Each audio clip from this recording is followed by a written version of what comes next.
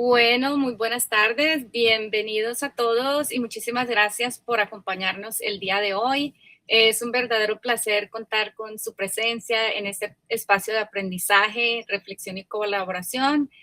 Para comenzar, queremos reconocer lo significativo que es reunirnos para conversar sobre un tema tan importante que impacta a tantas familias como también educadores y profesionales. La sesión de hoy está enfocada en aprender estrategias prácticas para apoyar mucho mejor a los niños con TDAH o trastornos de atención, déficit de atención y hiperactividad, y para ayudarlos a desarrollarse y alcanzar su máximo potencial, no solamente en el hogar, pero también en la escuela y en otros entornos cotidianos. Nos llena de mucho entusiasmo tener el día de hoy como presentadora a esta conferencia o presentación a María José. María José es una fonoaudióloga y audióloga de profesión y está profundamente comprometida con apoyar a las familias en la comprensión y fortalecimiento de los niños con necesidades o neurodivergentes.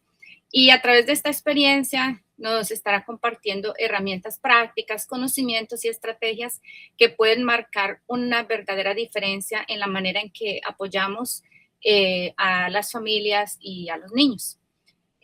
Con esto,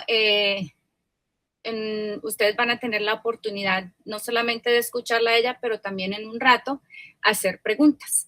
Entonces, si tienen alguna pregunta específica, la pueden apuntar en un papel y tendremos, o colocarla en el chat y tendremos en un rato, se van a ir respondiendo.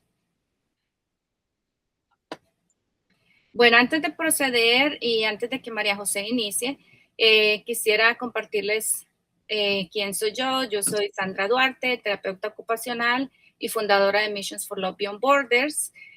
También tenemos aquí a Rocío Alonso, terapeuta ocupacional y diseñadora industrial. Nos conocemos hace muchos años y ha estado conmigo pues en este proceso con la fundación. Ella nos va a estar apoyando en el día de hoy con el chat. Missions for Love Beyond Borders es una organización sin fines de lucro con sede en Nueva York y alcance internacional. Esta fue creada con el propósito de brindar educación y apoyo a familias y profesionales que trabajan con personas neurodiversas. Desde el año 2018 hemos colaborado con comunidades en Estados Unidos y América Latina. Específicamente hemos colaborado con comunidades de Ecuador y también hemos estado trabajando con comunidades en Nicaragua. Nosotros hemos estado ofreciendo capacitaciones, recursos digitales y espacios de apoyo para cuidadores, educadores y terapeutas. Nosotros creemos firmemente que el amor, la educación y la colaboración no conocen fronteras y que cada familia merece tener acceso a las herramientas necesarias para ayudar a sus hijos a desarrollarse con todo su potencial. Con esta convicción y es la que nos guía y es la que nos guía en todos los aspectos o programas que nosotros hacemos. En Missions for Love Beyond Borders creemos que cuando los cuidadores y los profesionales reciben el apoyo adecuado, todo el entorno que rodea a los niños crece y florece junto a ellos. Bueno, para continuar hablándoles un poquito más sobre Missions for Love, nuestra misión, bueno, ya les comentamos que es promover recursos digitales y entrenamientos. Nosotros deseamos que todos los cuidadores tengan acceso a todos estos apoyos de una manera gratuita y nos sentimos profundamente agradecidos a nuestros personas con las que tenemos convenios u organizaciones. En estos momentos tenemos un convenio con Daytona College Ecuador y con Avante Parenting, quien María José es la fundadora y pues es la que nos está dando o contribuyendo mediante asesoría basada en evidencia, presentaciones y recursos educativos en forma bilingüe. Las presentaciones las ha hecho en español y también estamos creando contenido en inglés, diseñadas para apoyar a los cuidadores y también a los profesionales de una manera práctica y significativa. Así es que muchas gracias, María José. Antes de continuar, pues entonces quisiera hablar un poquito sobre las normas para la presentación, para asegurarnos de que todo fluya bien sin interrupciones. Durante la presentación, asegurarnos de mantener el micrófono apagado. Una manera de participación nos encanta cuando de pronto nos colocan emojis, ¿verdad? Corazoncitos o caritas felices cuando algo que se está comentando, pues están de acuerdo o como que les toca, ¿verdad? Como que dicen, wow, esto sí, de verdad que lo hemos visto, lo hemos experimentado. Y como les comenté anteriormente, colocar sus preguntas en el chat que las estaremos respondiendo. Bueno, y entonces, sin más por el momento, vamos a darle la bienvenida a María José para que inicie la presentación. Muchas gracias. Bueno, muchas gracias, Sandra. Yo muy feliz de estar aquí nuevamente con ustedes. Esta es una labor muy bonita y la idea es poder llegar a la mayor cantidad de gente posible. Entonces, muy agradecida de esta labor que ustedes han emprendido y que ojalá sigan saliendo muchas más para más comunidades. Bueno, mucho gusto. Mi nombre es María José Diago. Les voy a contar un poquito de mí. Yo nací en Colombia, pero después de casarme me vine a vivir a los Estados Unidos. Yo durante un tiempo trabajé como fonoaudióloga, como terapeuta de lenguaje, y dejé de trabajar ya desde hace muchos años cuando decidí quedarme en casa con mis hijos, cuando ellos eran chiquitos.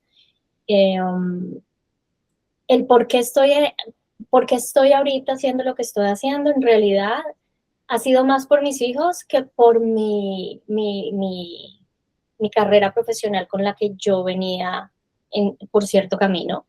Sin embargo, ha sido realmente por ellos. Ellos me han enseñado una cantidad de cosas, más de lo que yo pude haber aprendido mientras yo era fonoaudióloga o terapeuta de lenguaje.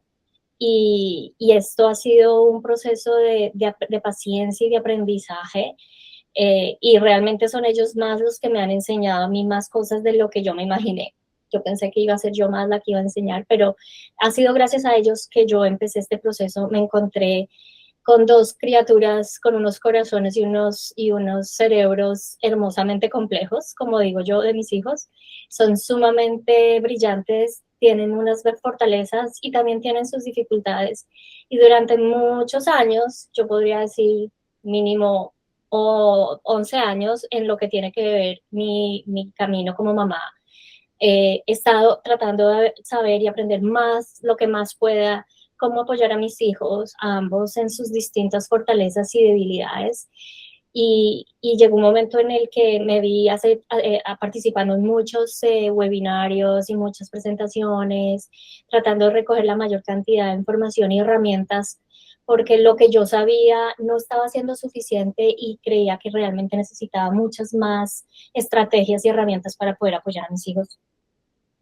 Y fue a través de ese camino que empecé a tomar con mis hijos todo en función de ayudarlos, que decidí ayudar a otra gente. Me encontraba yo muchas veces hablando con familiares, amigos, que ellos compartían también que estaban pasando por dificultades con sus hijos, y yo me encontraba como compartiendo mis experiencias, compartiendo con ellos lo que yo como mamá y con mi conocimiento también por la parte clínica y de académica y de educación, yo les compartía mucho y trataba de apoyarlos, y decidí pues por eso crear Avanti Parenting para poder apoyar más y más familias y poder llegar a más comunidades como ahorita lo estamos haciendo con Sandra.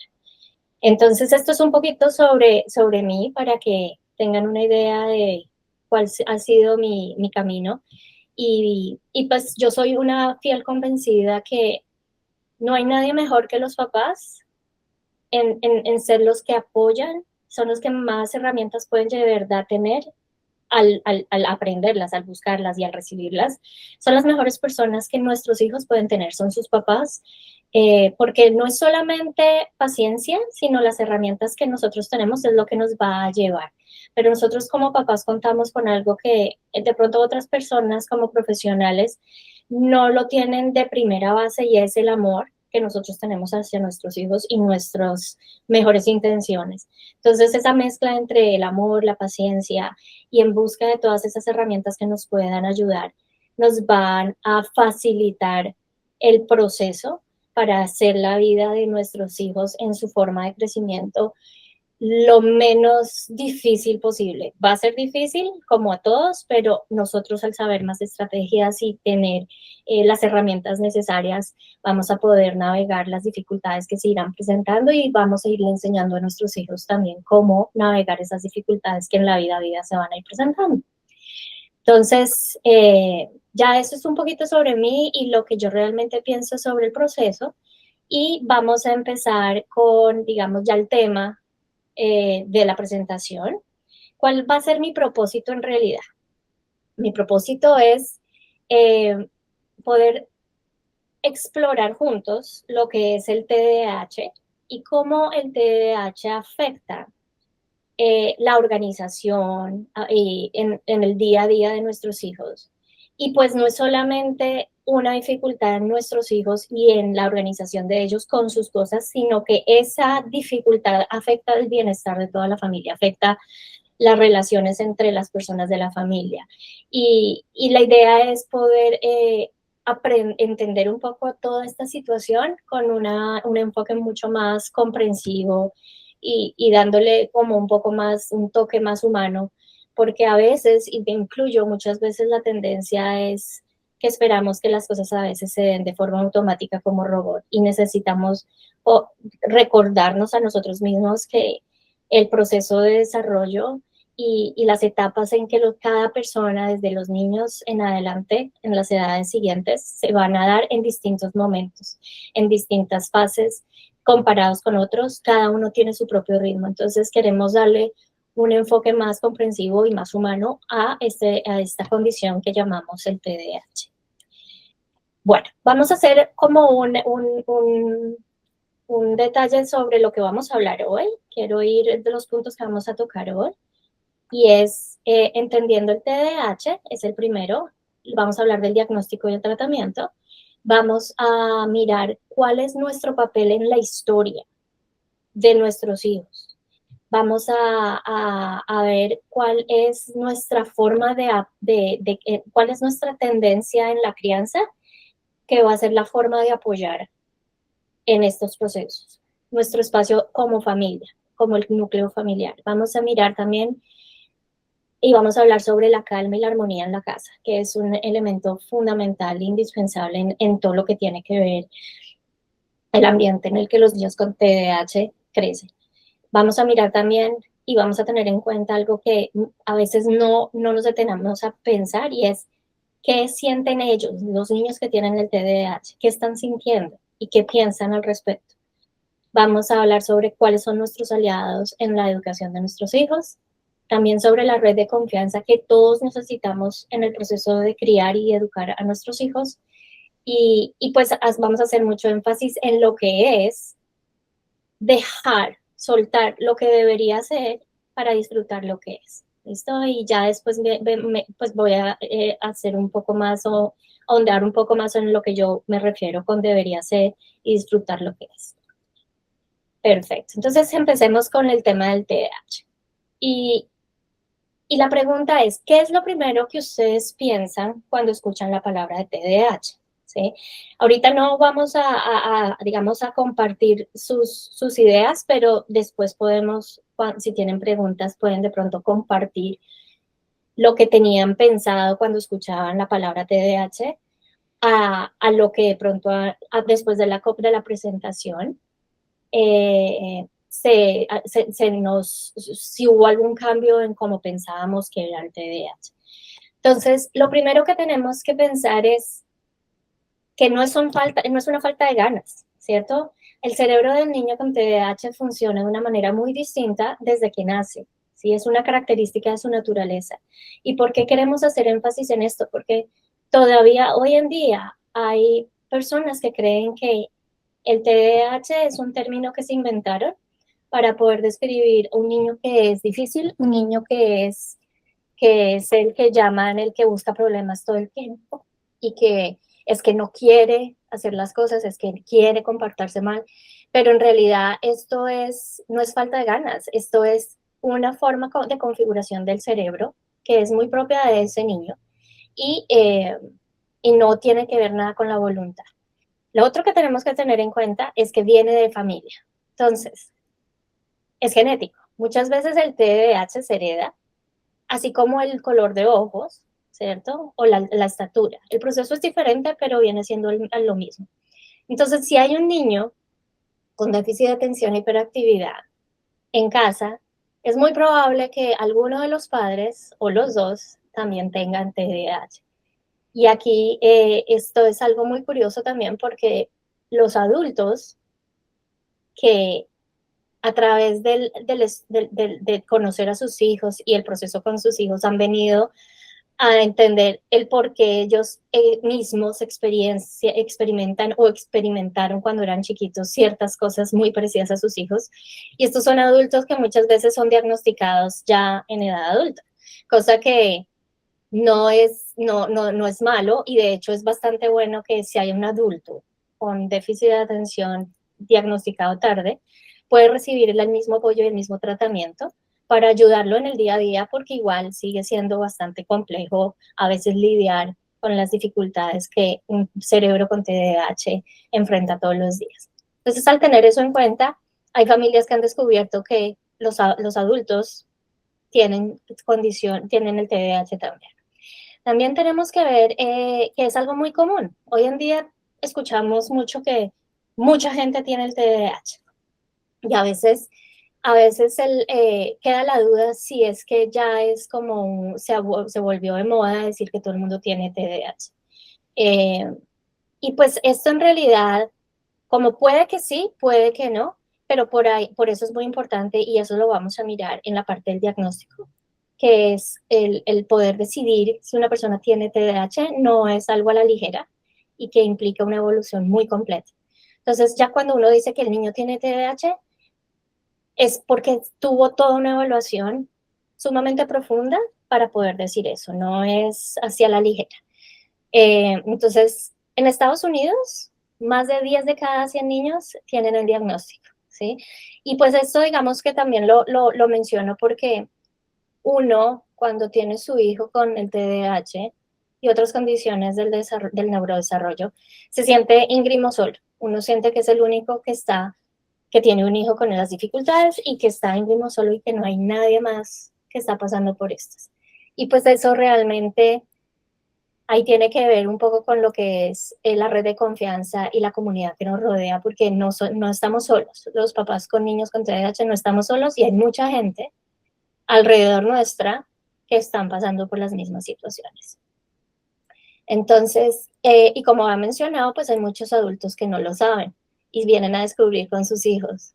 Entonces, si estas sospechas se dan, es bueno de pronto empezar un proceso de indagación y ver si realmente ante una evaluación confirman el diagnóstico del TDAH, porque pueden recibir la misma ayuda que un niño puede recibir.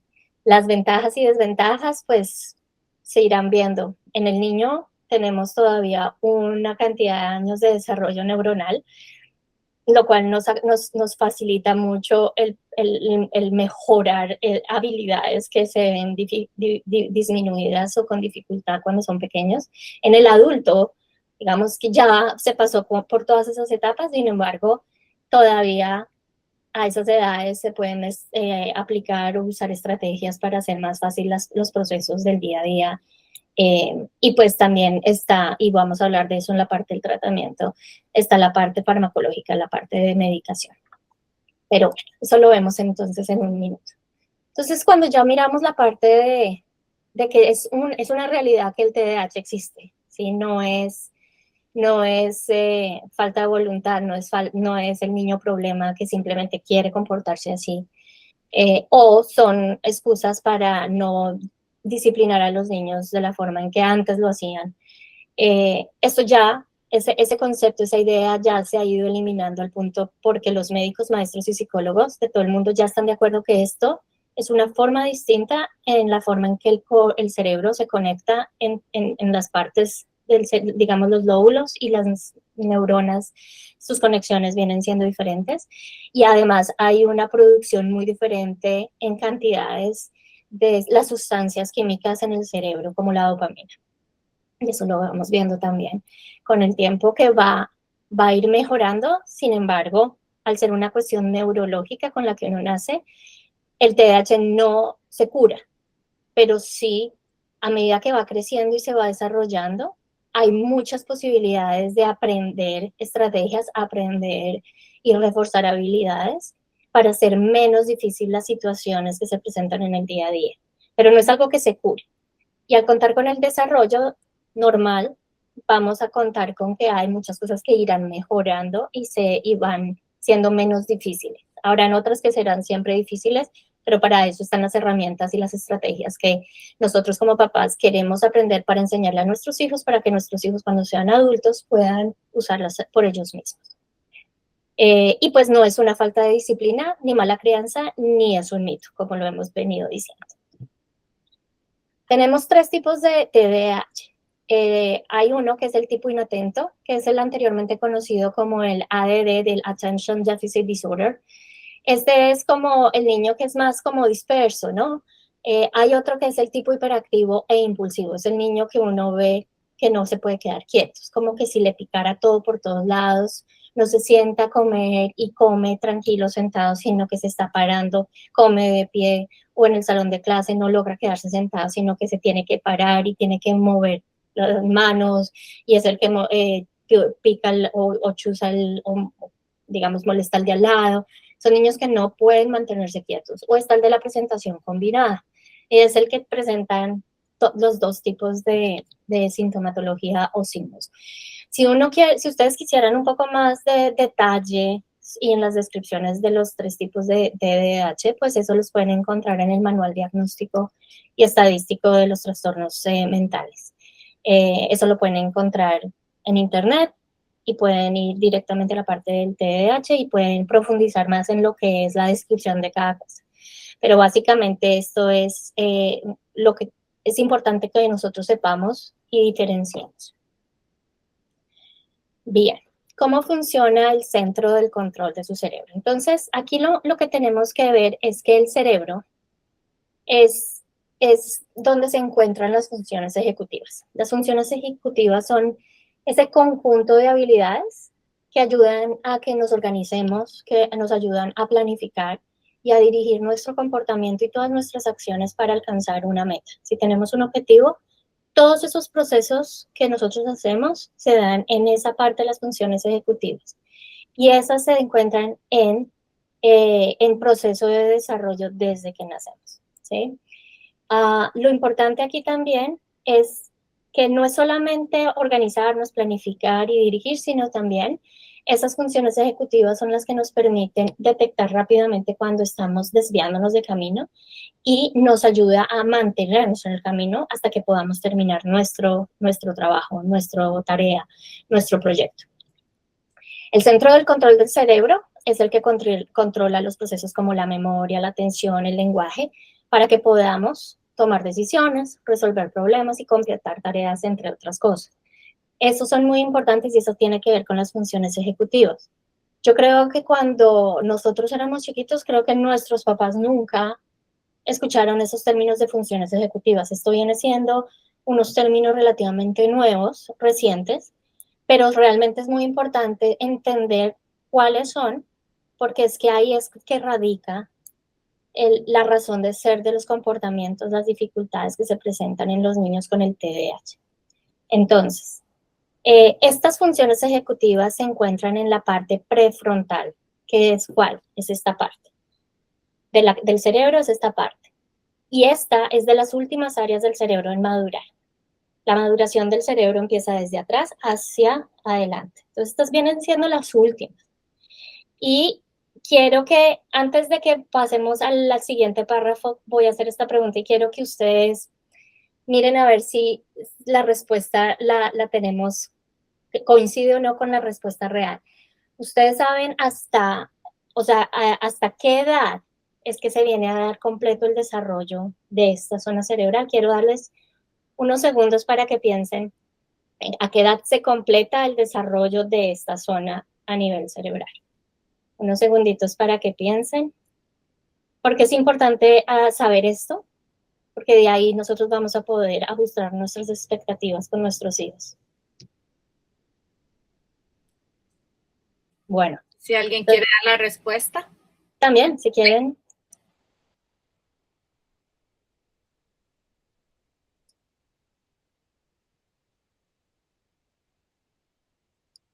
Bueno, vamos a ver si lo que piensan coincide. Entonces, el desarrollo completo de esta zona, que es donde están las funciones ejecutivas, se completa hasta los 25, 30 años de edad. Entonces, es hasta los 25 y 30 años que nosotros completamos la maduración de las funciones de esta zona del cerebro, que es la encargada de todas esas funciones súper importantes en todo. Entonces, ya cuando nosotros entendemos y sabemos esto, pues tenemos que ajustar nuestras expectativas en lo que esperamos de nuestros hijos. Entonces, no podemos esperar que nuestros hijos hagan perfectamente las cosas o ni siquiera medianamente cerca a lo que nosotros como adultos estamos haciendo, pues porque todavía faltan muchos años de desarrollo de esa zona cerebral. Entonces, eso es importante que nosotros lo recordemos siempre que estamos manejando las dificultades que nuestros hijos presentan. Bueno, muy bien. Ahora voy a dar una descripción muy corta de cada una de las funciones ejecutivas. Este tema es un tema que puede ser sumamente largo. De hecho, una presentación sobre el TDAH y las funciones ejecutivas únicamente de eso pueden demorarse solo eso 2 horas.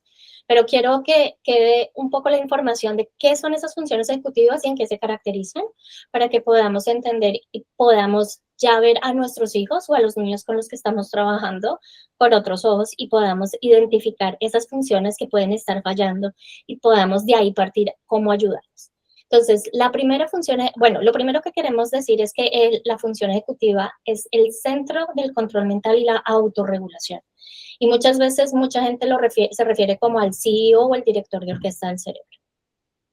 Entonces, la primera habilidad o destreza es la iniciación y la activación. Yo creo que estas de las que voy a mencionar, algunas son muy evidentes y las hemos escuchado, otras sabemos la existencia, pero digamos que nunca nos hemos detenido a pensar en qué tan importante y que además es una parte que para nosotros muchas veces es automática, pero para un proceso es de los más importantes, como la iniciación y la activación. Y es la capacidad de comenzar una tarea sin demoras indebidas. O sea, es el saber que tenemos una tarea y nos podemos, y sabemos que nos sentamos y lo hacemos. Y que además no dejamos de alguna manera que se nos metan otro tipo de situaciones como, es que tengo sed. No, primero vamos a alistar todo para poder iniciar y activar la acción de poder realizar una tarea, un proyecto, incluso los oficios de la casa. Entonces, no se trata de simplemente, tengo que hacerlo y automáticamente, ¡pum! No, eso implica ese proceso de iniciación y activación y para eso es sumamente importante esas funciones, esa función y ese desarrollo a nivel cerebral. Y por eso muchas veces vemos que nuestros niños saben que tienen una tarea, saben cómo la deben hacer, pero de ahí a que se sientan y la empiezan a hacer se demora un montón. Entonces, digamos que dicen, bueno, me voy a sentar a hacer la tarea.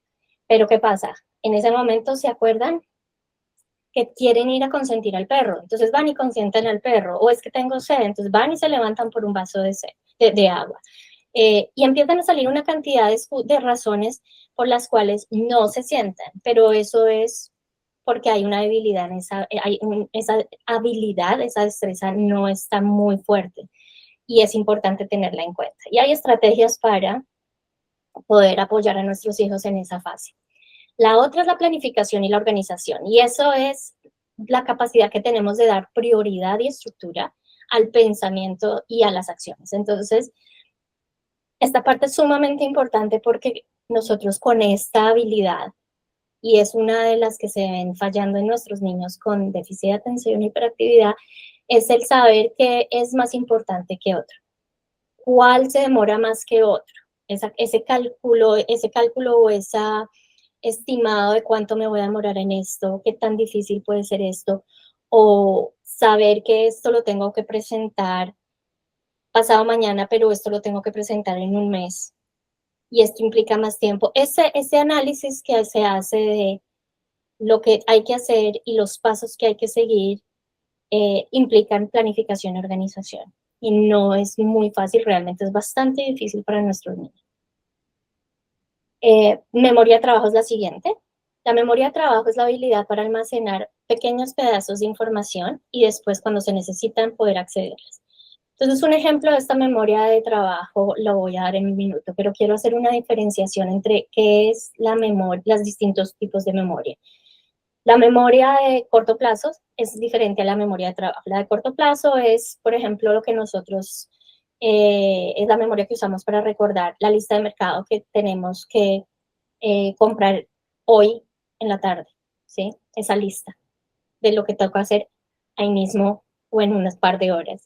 Es diferente a la memoria de largo plazo, que es, por ejemplo, acordarse, yo todavía me acuerdo del número de teléfono de mi abuela cuando éramos chiquitos. Esa es una memoria a largo plazo, es recordar durante muchos años algo, como un teléfono, una dirección, datos importantes. Pero la memoria de trabajo es algo diferente, que es algo que igual tiende a ser de largo plazo, pero realmente es por pequeños pedacitos de información. Entonces, el ejemplo acá es cuando nosotros aprendemos a hacer una división, ¿cierto? No en calculadora, la división a mano. Nosotros antes aprendimos las operaciones de sumar, las operaciones de restar, las de multiplicar, ¿cierto? En el momento en que nosotros hacemos una división, nuestra memoria de trabajo, si está funcionando bien, es la que se acuerda que en algún momento que primero tengo que hacer una multiplicación y después una resta. Y después vuelvo a hacer, y ahí empiezo la división y otra vez la multiplicación y después la resta. Entonces, saber que en una división tienen que haber unos pedacitos de multiplicación y de resta, saber eso y ser capaz de recoger esa información y usarla en el momento de hacer una división, eso hace parte de la memoria de trabajo. Y eso también le cuesta mucho a nuestros chiquitines. La siguiente es la velocidad de procesamiento. Y esto es el tiempo que se tardan en procesar la información y responder. Aquí un ejemplo que se puede ver, y no es solamente en el colegio, sino también en la casa, es que nuestros hijos o los niños que tienen un procesamiento un poco más lento, es evidente, por ejemplo, cuando en el salón la profesora, la maestra está parada enfrente del tablero, del pizarrón, tiene unas figuras geométricas con distintos colores y la maestra pregunta, la profesora pregunta al grupo de niños, ¿esta figura cómo se llama?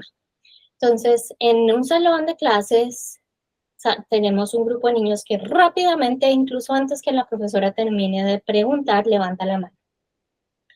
Hay otros niños que se demoran más y son los niños que tienen un procesamiento más lento. Y aquí voy a hacer una pausa muy corta y aquí quiero hacer una aclaración, es un procesamiento, una velocidad de procesamiento no tiene nada que ver con un nivel de inteligencia. Hay niños que son increíblemente inteligentes, pero su procesamiento de la información es más lento. Entonces ese niño al que le preguntan qué figura es esta, el niño sabe perfectamente que eso es un triángulo, ¿sí? Pero de ahí a que el niño logra dar la respuesta, como la velocidad de los demás es mucho más rápida y si la profesora eso no lo tiene en cuenta, cuando el niño va a dar la respuesta, pues ya pasaron a otro tema, ya están mirando otra figura, ¿cierto? Entonces, ¿qué debemos aquí tener en cuenta? Que para que nosotros podamos apoyar a nuestros niños que sabemos claramente que pueden tener un procesamiento más lento es, si estamos en un salón de clase, hacer la pregunta y decirle a todos, nadie levante las manos todavía. Si saben la respuesta, vamos a esperar un minutito y así se le da el tiempo a los demás que tienen un proceso más lento para que tengan también su oportunidad de responder.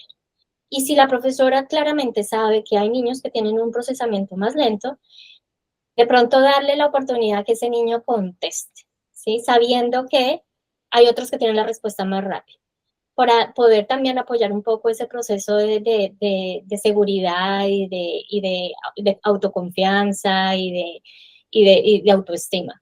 Pero entonces, al esperar unos minuticos o unos segundos, 30 segundos, no importa cuánto, pero al no esperar una respuesta inmediata, eso va a permitirle a nuestros niños tener un tiempo y un chance de responder, porque muy seguramente ellos tienen la respuesta correcta. En la casa podemos hacer lo mismo. Nosotros les hacemos preguntas a nuestros hijos, ¿cierto? Y muchas veces queremos la respuesta inmediatamente. Paremos, damos la pregunta y esperamos a ver el tiempo que se puedan demorar en procesar. Muchas veces la respuesta viene. Muchas veces la respuesta viene y la respuesta viene correcta. Pero es nuestro acelere muchas veces que crea ese nivel de tensión y de acelere que no ayuda a nuestros hijos que tienen ese nivel de procesamiento un poco más lento. Entonces es simplemente hacer la pregunta y hacer una pausa y darles el chance de que el niño pregunte, de que el niño pregunte, que el niño responda o que ejecute una acción que uno les está pidiendo también. No es solamente una respuesta verbal. Perfecto, sigamos con el siguiente. El siguiente es el pensamiento flexible. El pensamiento flexible es esa capacidad de aceptar que hay otras alternativas y esa capacidad de adaptarse. Entonces, esto es una parte muy importante porque nosotros esto lo vemos mucho, no solamente a nivel académico, cuando el niño tiene la idea de que algo se tiene que hacer de una manera y no de otra. Y si no funciona esa, es el niño que se frustra, se pone irritable, se molesta porque no resultó lo que él quería, como lo quería. Entonces les cuesta trabajo ver otra opción, otra alternativa, otra opción de hacer las cosas o de adaptarse a la situación. También vemos esta dificultad en el pensamiento flexible en las interacciones sociales con los niños. Porque ahí cuando el niño que tiene esta dificultad de no ser flexible quiere jugar con algo, específicamente algo con el grupo, resulta que el grupo no quiere jugar a eso. Si el niño no es flexible, pues se va a poner bravo, no quiere hacer lo que el resto del grupo quiere hacer y, y va a pasar un mal momento, se va a sentar, va a estar todo enfurruñado, todo molesto y de mal genio.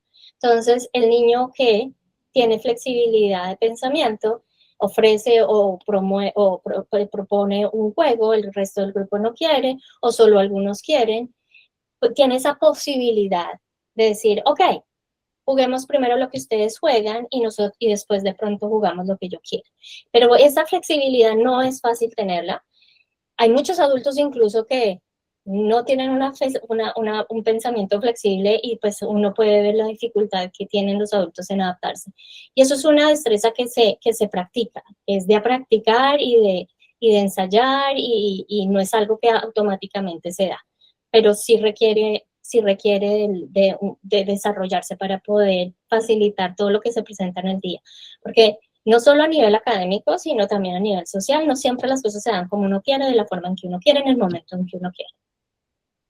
Sino que hay que importante considerar un plan B, por ejemplo, o un plan C. La atención es el siguiente tema y la atención es esta capacidad, bueno, la atención es un término que es más que evidente y eso son de los que uno siempre escucha, ¿cierto? Es la capacidad de mantener la concentración en las tareas, pero aquí quiero hacer un énfasis y no es solamente capacidad de mantener la concentración o poner atención en todo, sino únicamente la dificultad se da cuando son tareas que pueden ser o aburridas, no les llama la atención, o difíciles. ¿Sí? ¿Y por qué hago esa diferenciación? Porque los niños con TDAH, muchas veces uno oye a los papás dicen, pero es que él no creo que tenga problemas de atención. Él no creo que tenga TDAH porque es que él se puede sentar a leer, porque además la lectura es algo que a ese niño le gusta mucho. Se puede sentar a leer horas, se puede caer el mundo alrededor y lee y lee y lee, entonces no, el niño no tiene problemas de atención, pero sí, sí tiene problemas de atención porque el problema de atención es en lo que les digo, problemas en dificultad, en cosas que sean difíciles o aburridas.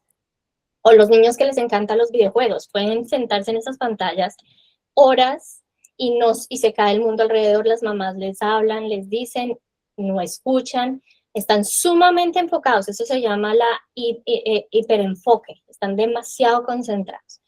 Entonces es básicamente más que todo ese tipo de diferenciación en lo que es el problema de atención.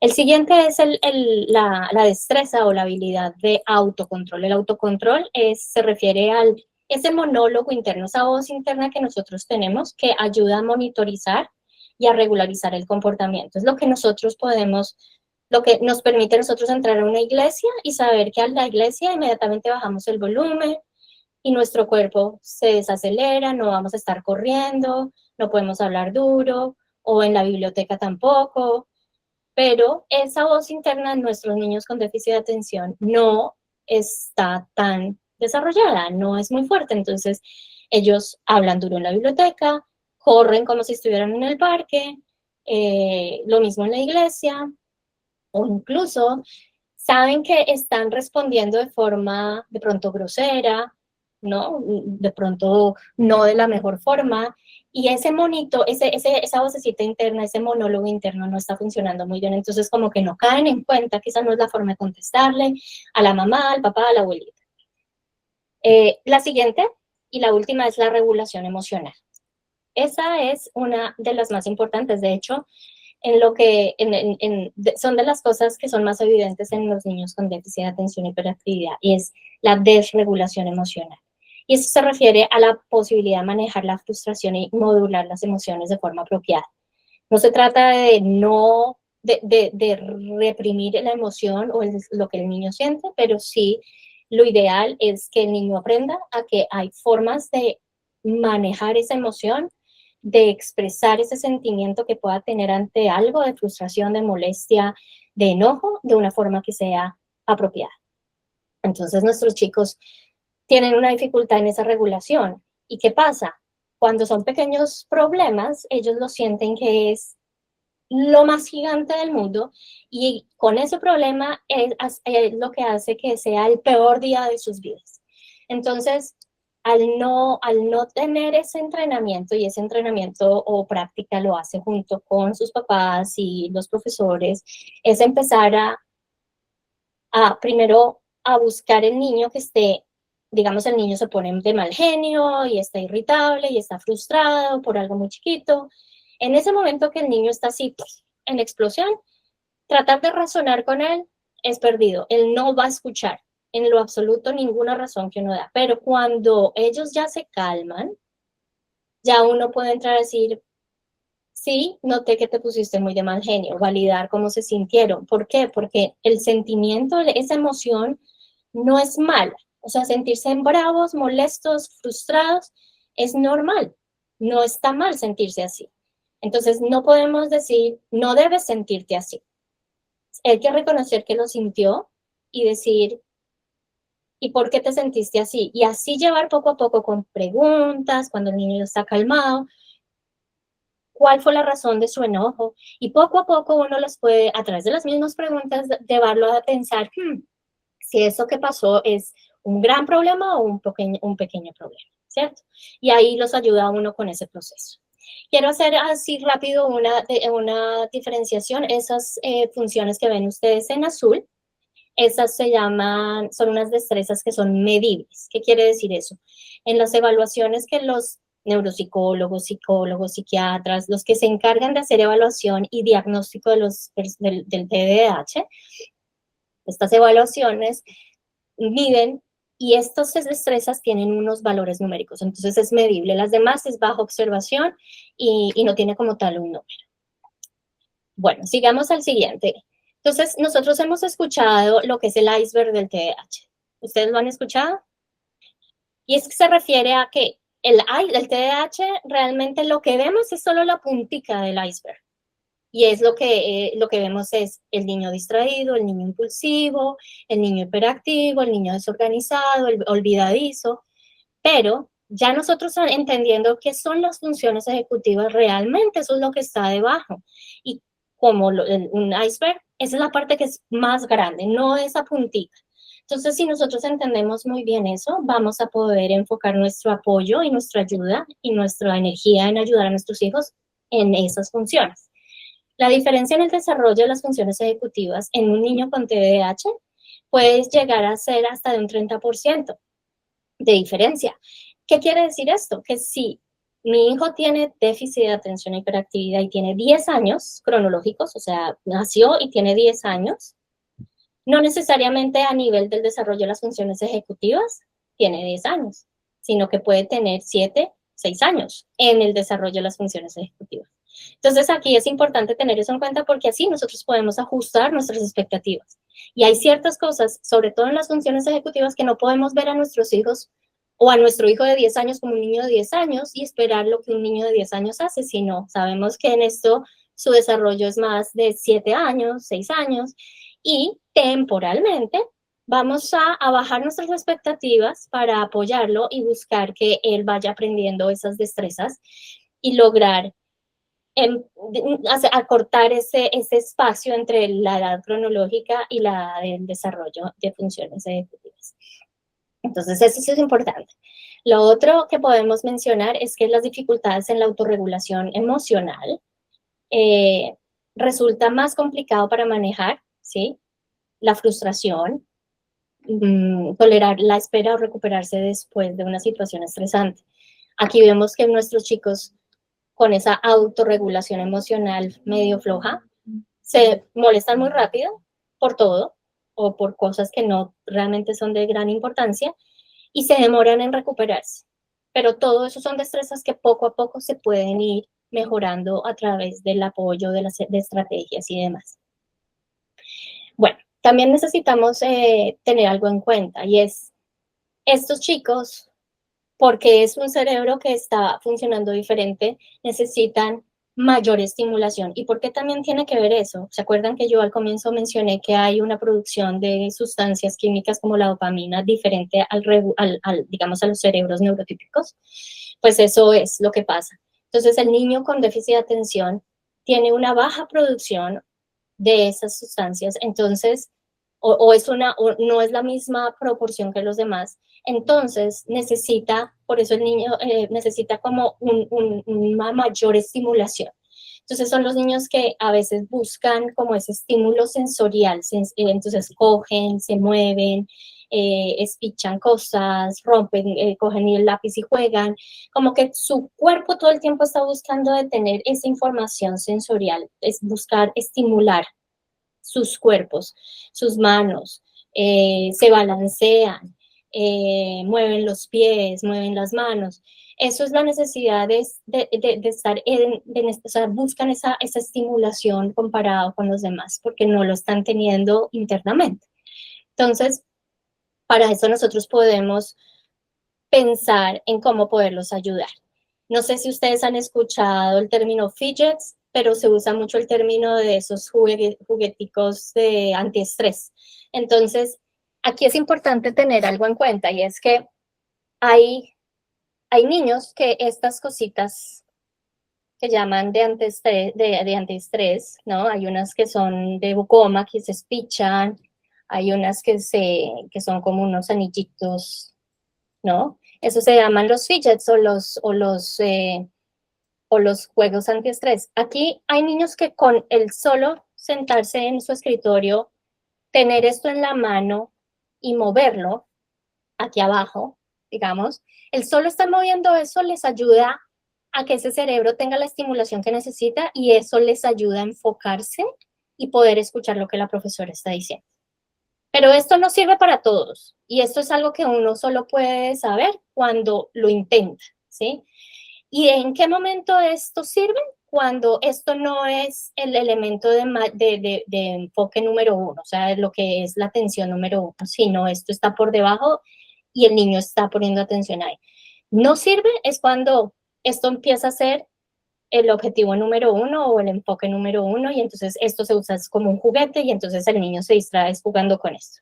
Ahí ya no es una herramienta de ayuda, sino estamos aumentando otra razón de que el niño se distraiga en el salón de clase. Pero eso lo sabemos intentándolo. Hay otras estrategias, que es poner unos cauchos, de esos que usan para ejercicio, los ponen en las paticas de las sillas del escritorio, y entonces el niño puede estar moviendo el pie y puede estar empujando, y eso puede estar ayudándolo a esa forma de estimulación que le ayuda al cerebro a estar más enfocado. Importante tener en cuenta que lo que se vaya a intentar sea de no sonoro, porque pues puede molestar a los demás, ¿cierto? Ese. Sí, Sandra está mostrando esas bandas. Las ponen en las paticas de las sillas. Y ahí el niño puede mover los pies o empujar, o simplemente se apoya ahí y hace como un bouncing, como que empieza a rebotar. Listo, perfecto, sigamos. Hay otro tema que es importante, y es la parte del tiempo, ¿cierto? Nosotros sentimos que a nuestros hijos es como si no les importara el tiempo, ¿cierto? Y resulta, no es que no les importe. Lo que pasa es que a nuestros niños con TDAH el tiempo no es una línea, no es visible. Ellos no pueden ver el tiempo, no es claro. Ellos por eso no pueden digamos, estimar cuánto se demoran en algo. Ellos no saben cuánto se puede demorar 5 minutos comparado con 30 minutos. Esa idea del tiempo es inexistente prácticamente en los niños con TDAH. Es como si vieran a través de un vidrio empañado. Y no se trata de rebeldía, ¿sí? No lo están ignorando a uno a propósito, ¿sí? O no sé si les ha pasado, a mí me pasa todo el tiempo. Peleo con mi hijo para que se meta a bañar. No se quiere meter a bañar, pero cuando se mete a bañar dura horas en la ducha. Y no sale, y él no cree que ha pasado tanto tiempo. Ahí es que es lo que llaman la ceguera del tiempo. Entonces, ¿qué estrategias podemos usar para ayudar a nuestros hijos a ver el tiempo? Es que sea visible. ¿Y cómo lo podemos hacer? Ahí en las imágenes están un reloj de arena y hay un relojito con una banda roja. Estos se llaman los time timers. Y el de arena, el relojito de arena, venden de distintas duraciones. Hay unos de 2 minutos, 3 minutos, 5 minutos, hay de distintas duraciones, y con eso los niños ven cómo el tiempo va pasando, ¿sí? Aquí tengo uno de los time timers. Entonces, si uno consigue esto, cuando los niños tienen que bañarse, tienen que hacer una tarea, lo que sea, uno lo mueve, y ahí ven cómo el tiempo la franja empieza a quitarse, y ahí ven cómo el tiempo va pasando. Sin la ayuda visual, eso no va a ser fácil para ellos. Entonces, esta es una estrategia que nosotros podemos hacer y usar con nuestros hijos en casa o en el colegio. Si las profesoras pueden tener de esos relojitos, cuando tienen que los niños terminar de hacer un trabajo, cuando el tiempo se acabe, es algo que ellos pueden mirar y ver cuánto tiempo va quedando. Puede que como tal la cantidad no, pero sí están viendo que ya pasó tanto tiempo y está faltando tanto tiempo, pero lo pueden ver. Entonces ya es más fácil sentirlo. Listo, vamos a seguir con el diagnóstico y tratamiento, porque este es un tema muy importante. El diagnóstico y tratamiento es importantísimo porque resulta que lo que yo les decía, un diagnóstico no se puede dar llenando un formulario, una encuesta, un cuestionario, porque para hacer un diagnóstico apropiado al niño hay que evaluarlo en distintos ambientes. Tienen que evaluarlo en el ambiente escolar, en el ambiente familiar, en la casa. Tienen que evaluarlo, tienen que tener toda una historia clínica de los niños desde que nacen hasta el momento en que hacen la evaluación. Tienen que incluir una historia familiar, porque como lo mencionamos, es hereditario. Entonces es importante saber la historia en la familia, si se ha presentado los mismos síntomas, el mismo diagnóstico. Y esto consta de una cantidad de exámenes, implican evaluaciones que no necesariamente son del TDAH, porque primero tienen que descartar, ¿cierto? Tienen que descartar que no haya algo que se pueda confundir con el TDAH. Entonces, hacen exámenes de audición, hacen exámenes de visión, hacen exámenes también de el sueño. A veces, cuando hay trastornos del sueño, los comportamientos, los síntomas tienden a veces ser muy similares a los del TDAH sin que sea un TDAH. Entonces, se requiere hacer una evaluación muy completa y no se demora 5 minutos en hacerlo llenando un formulario. Una evaluación se demora días. Entonces, hay formularios o cuestionarios para los profesores, cuestionarios para la mamá y el papá. Hay la visita a donde el neuropsicólogo o neuropsiquiatra, que ahí es cuando se responde la pregunta, ¿quién puede ser el diagnóstico? No cualquier persona. Si es un pediatra, tiene que ser un pediatra especializado o enfocado en el TDAH o en el neurodesarrollo, o psiquiatras, neuropsicólogos, son solamente esas personas que requieren eso. Y vamos a necesitar que sea muy completo para poder, porque se puede confundir. En terapias, las terapias pueden ser ocupacional, lenguaje. El entrenamiento, el coaching es súper necesario para los papás, porque los papás requieren las herramientas y digamos las estrategias. Medicación es algo que usan mucho y la medicación, todo depende de muchas cosas, es ensayo-error y encontrar la medicación que es requiere mucho tiempo, no es tan fácil y lo puede ser únicamente la persona, el profesional que es experto en el TDAH. Y la parte de educación de padres, pues es importantísimo que va junto con el coaching. Listo, sigamos.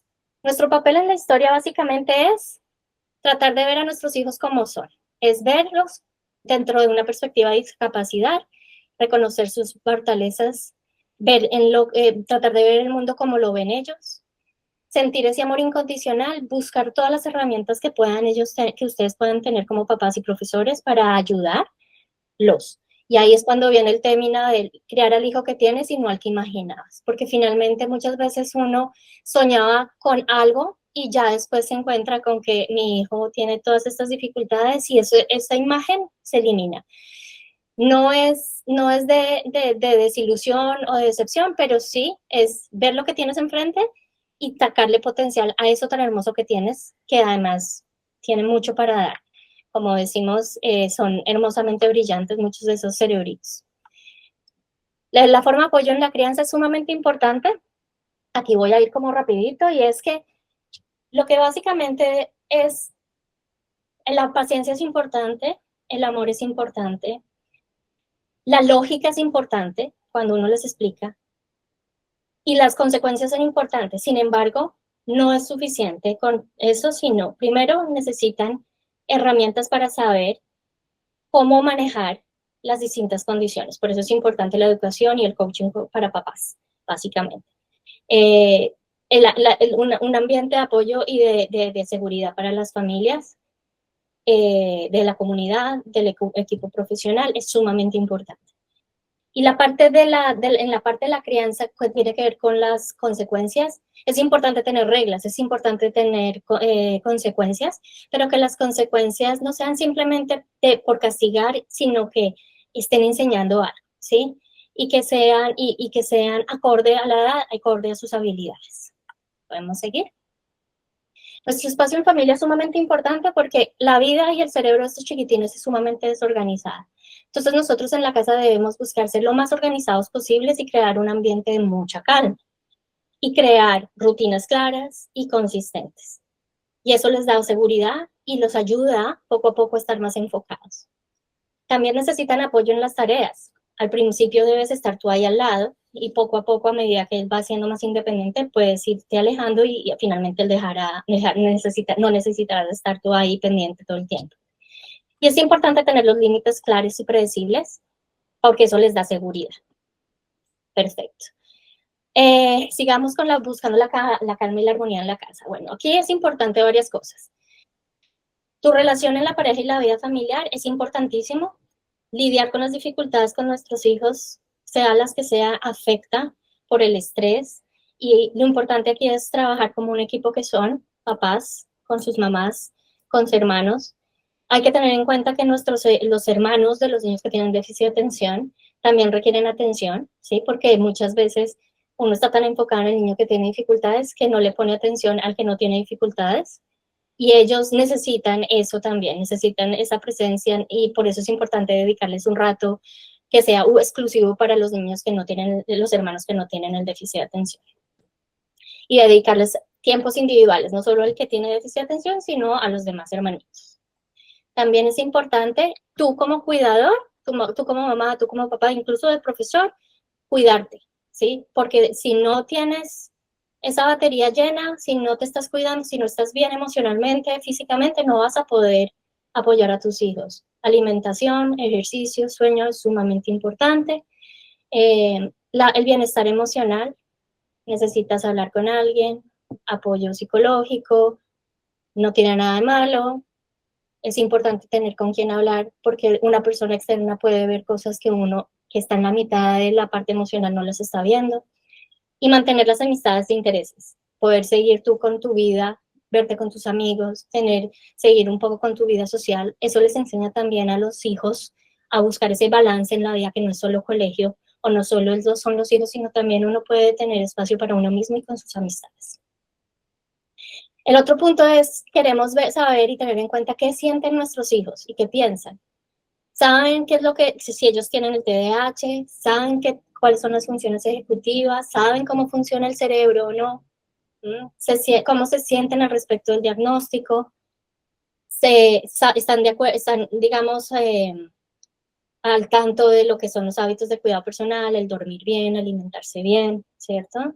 Todo eso es importante saber ellos qué piensan y sienten con eso, porque es que ellos son los que están viviendo la situación.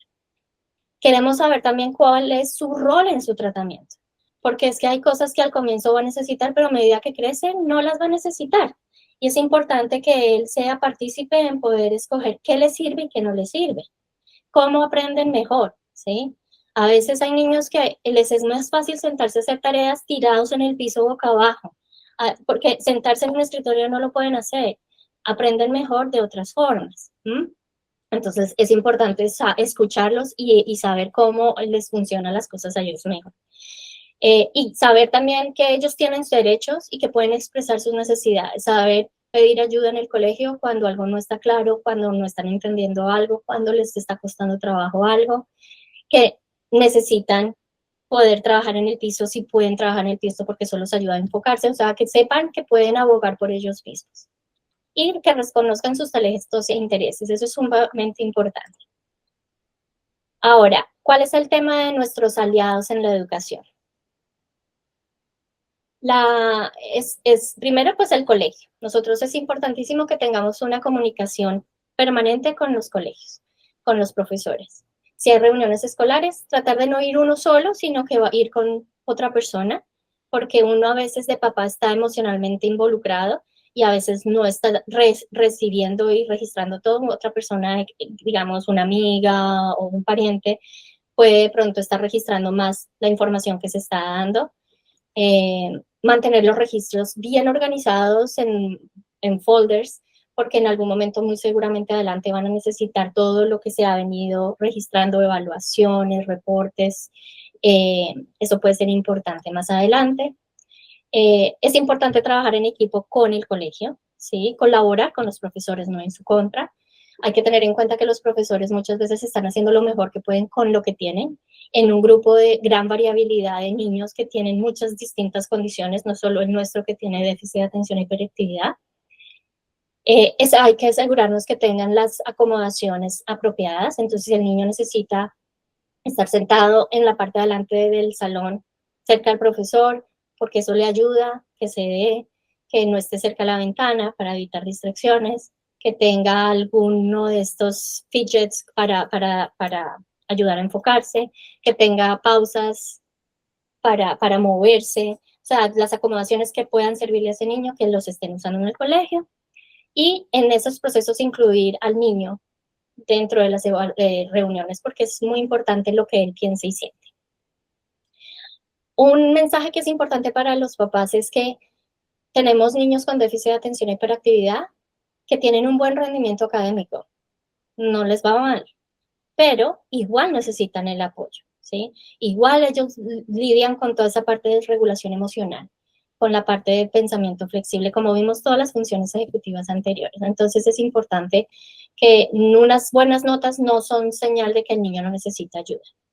Y en nuestra red de confianza, pues es apoyarnos en la comunidad, como esta, por ejemplo, los profesionales que están viendo a su hijo, los profesores que están viendo a los niños todos los días en el aula escolar, consejeros, psicólogos, mejor dicho, cualquier persona que esté con el mismo interés, es importante que haga parte de esa red de confianza. Pero aquí lo que es súper importante es que tú eres el entrenador principal, tú eres el que conoces a tu hijo. Entonces, tú eres el que más o menos guía y dirige ese grupo de apoyo en el hijo. Y además, tú como líder necesitas también apoyo, información, recursos, que no se te vaya a olvidar tener eso.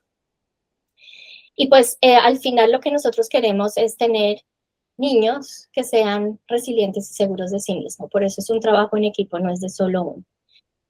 No es fácil ser mamá y papá de ninguno niño, o sea, ser papá y mamá es bien difícil, pero aún menos con niños con TDAH, porque pues hay muchas cosas que se ven afectadas e involucradas, ¿cierto?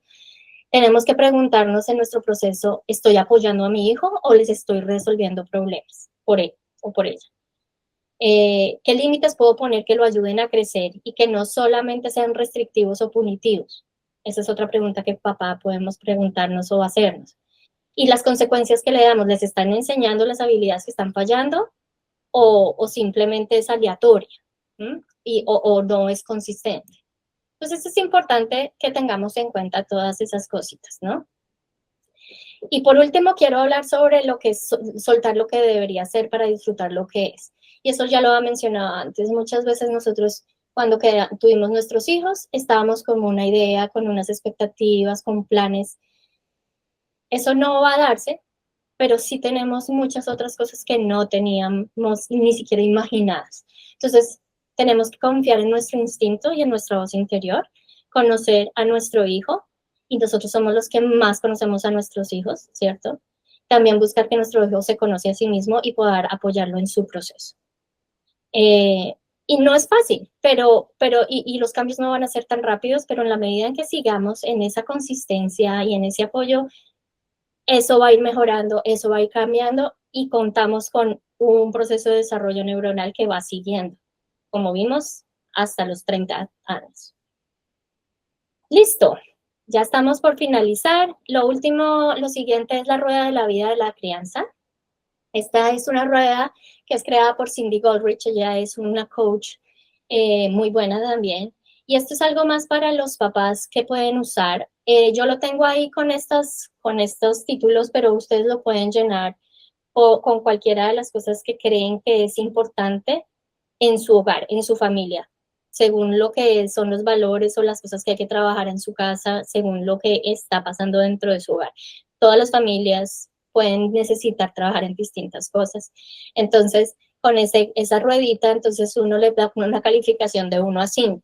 Entonces, de 1 a 5, ¿cómo estamos en consecuencias efectivas? Uy, no, las consecuencias que le ponemos están mal. Entonces, en un 1. Entonces, al darle la calificación de 1 a 5 en las distintas áreas, nosotros sabemos en qué nos tenemos que enfocar más, qué debemos reforzar más y en qué estamos como mejor. Y así podemos enfocar nuestras energías en algo más particular. Y listo. Ya lo que viene adelante realmente, esto no lo podemos saltar, pero voy a hacerles como un poco el resumen, y es básicamente el por qué los papás necesitan coaching. Es porque muchas veces los papás estamos en medio de la parte emocional y de las dificultades que no vemos las cosas. Y yo se los digo porque yo estuve en esa situación. Yo siendo fonoaudióloga, teniendo mis hijos, teniendo un background, yo no podía ver cosas, y cuando empecé en el coaching, el proceso del coaching, había cosas que yo decía, ¿cómo no se me han ocurrido? Pero es que claro que no se le van a ocurrir a uno cuando uno está en la mitad de la tormenta. Por eso es importante el coaching, porque el coaching lo que va a hacer es enseñar cosas, estrategias y caminos que pueden abrir los ojos y decir, esto nos puede servir, esto no se me ha ocurrido, pero puede ser obvio, ¿no? Entonces, esta es la parte importante que queremos resaltar del de el proceso que están haciendo de aprender lo que más puedan para apoyar a sus hijos, y muchas veces no viene solo, no viene de libros solamente. Bueno, y ya al final de la presentación hay una serie de recursos diferentes. Igual esos recursos se los puedo pasar más adelante, van a recibir unos resúmenes que pueden tener y usar con la información. Y pues nada, creo que llegamos al final. Más que bienvenidas todas las preguntas o dudas que puedan tener. Muchísimas gracias, María José, por esta presentación tan excelente. Bueno, aquí tenemos una cantidad de profesionales que se nos conectaron hoy.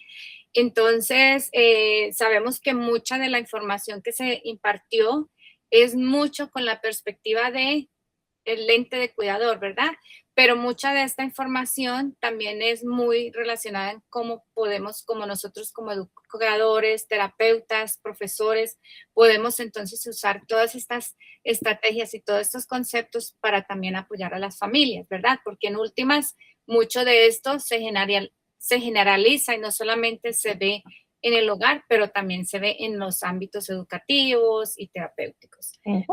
Entonces, bueno, no sé si hay algo más que quisiera específicamente compartir con los profesionales. Sé que tenemos psicóloga unida a la llamada o a la presentación. También tenemos terapeutas y no sé si tenemos algún educador. Sé que tenemos terapeutas también.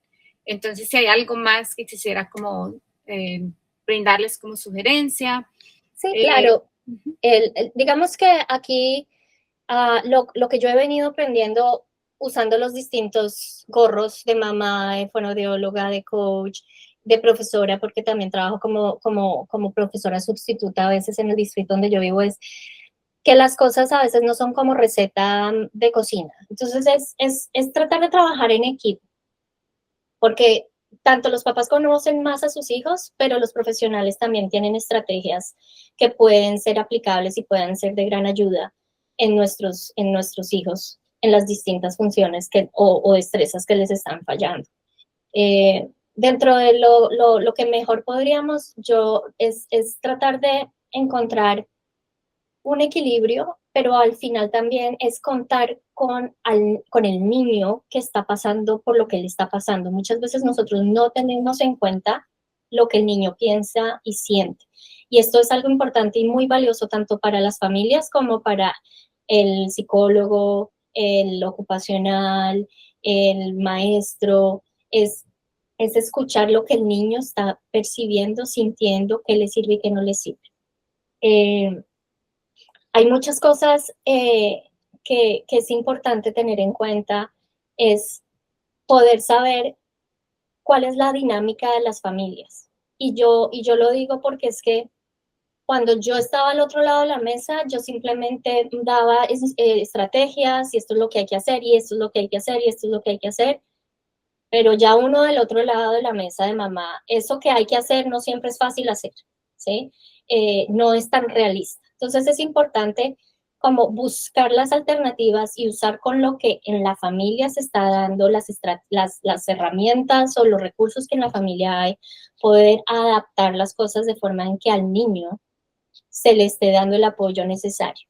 Y por un lado es eso, y por el otro también es empezar a ajustar un poco las cosas según el niño y sus capacidades y sus destrezas en el momento en el que están y en su nivel de desarrollo en el que están, aunque eso signifique a veces, pues que si tienen una tarea de 20 páginas, pues que lleguen a un acuerdo en que sean 10 páginas y se le cuente como bien, es decir, no esperar muchas veces que el niño lleve y cumpla con exactamente los mismos requisitos que los demás, porque su proceso de aprendizaje es diferente y va a otro ritmo diferente. Pero eso solo se logra a través de un trabajo en equipo con los profesionales, con el profesor, lograr encontrar un punto medio, algo que le sea fácil a ese niño en desarrollar la habilidad, en resolver los problemas que tenga que resolver, sin crear un nivel de estrés elevado, porque lo que sí hemos aprendido es que el estrés elevado va a anular, va como a cerrar esta parte del cerebro y esto no va a permitir que el niño aprenda, que el niño solucione problemas. Entonces es tratar de manejar las cosas alrededor de lo que se necesita con la menor carga emocional y el menor nivel de estrés posible para que el niño tenga ese ambiente adecuado de calma y de organización y ahí se le va a ir apoyando el proceso de desarrollo de las habilidades. Excelente, muchas gracias. Bueno, vamos en un momentico a abrir la oportunidad pues para que hagan preguntas. Antes de, quisiera comentarles que coloqué un enlace en el chat. Este enlace es una encuesta. Bueno, hay mucha información, como María José dijo, hablando del TDAH, de las funciones ejecutivas, ¿verdad? La atención, todo esto, bueno, como ven, hay tantas que se tendría que tener como tiempo disponible para casi que una presentación para cada una, ¿no? Entonces es muy importante que nos colaboren en llenar esta encuesta porque así podemos mirar cómo podemos enfocarnos un poco más. O sea, este fue como un introductorio, por así decirlo. Podemos profundizar un poquito más o hacerlas algunas más específicas dependiendo a la parte, pues, si es educativa, terapéutica. Entonces, muy importante que nos colaboren en llenar esta encuesta y así podemos personalizarla más a ustedes.